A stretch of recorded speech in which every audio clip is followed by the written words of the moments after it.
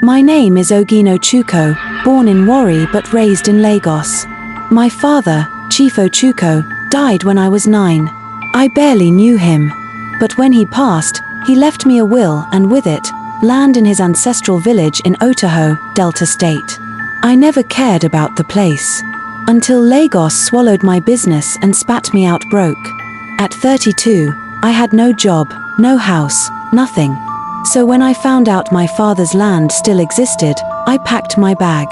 Maybe I go start fish farm for there. Or even build lodge, I said. I didn't know. The house was waiting. This is a story by Ivie. Otaho was deep. Thick bush, narrow roads, red sand. The kind of village where time sleeps. When I arrived, the villagers gave me side eyes. Nao Chuko Pekin be that. EWAN live for that house. Never here. The house stood alone at the edge of the village. Half built. No roof. Cracked walls. A wooden door held by rusted hinges. Bush don't grow inside the sitting room. My father's house. Old Mama Rhoda, the herbalist, stopped me at the path. Young man, your papa run comet from that house for reason. If you no go pay him debt, no sleep there. I laughed. Mama, no vex. I no day owe anybody. She just looked at me and said, the spirits know you now.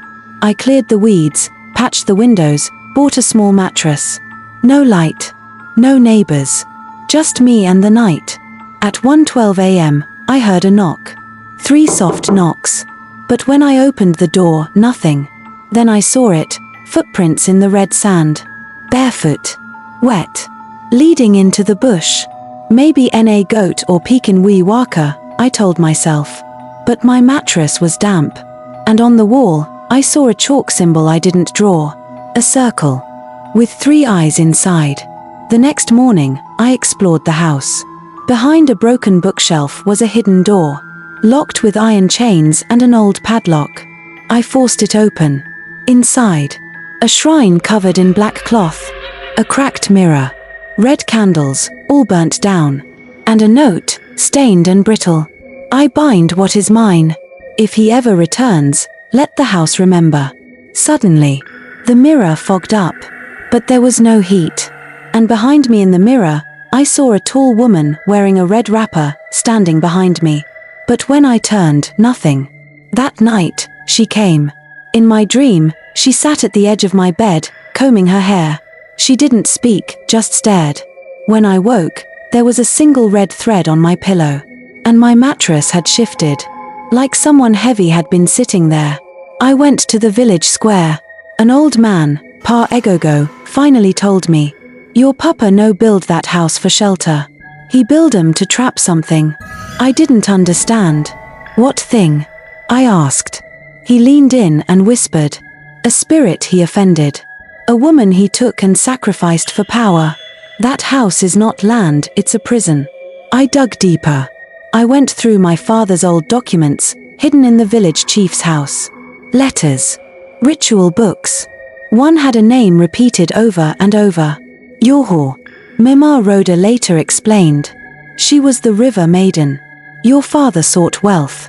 He offered her love. Then betrayed her for power. She cursed his name, and he sealed her inside the house with her hair, blood, and mirror. But how? I asked. The house is not unfinished. It was abandoned because she started waking. On the 6th night, I woke up scratching my arms. There were symbols cut into my skin in my own handwriting.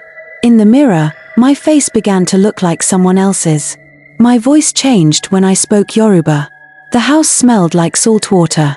My mattress was soaked. I tried to leave the village, but every key I entered broke down. My phone stopped working. One night, the spirit spoke through me. My eyes rolled back.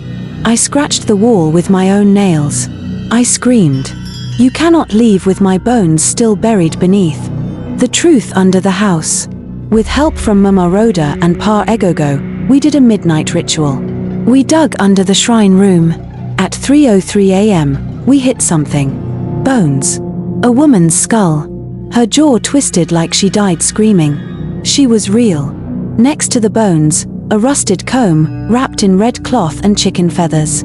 We buried her properly by the river and performed cleansing.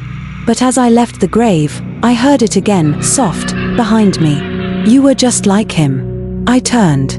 There was no one there. 6 months later, I moved back to Lagos. I rebuilt my life, opened a printing shop. But sometimes, in my mirror, I see a woman with wet hair standing behind me. She never speaks, but I know what she wants. Justice. And the house. The villagers burned it down. But every 7th month, smoke still rises from that land.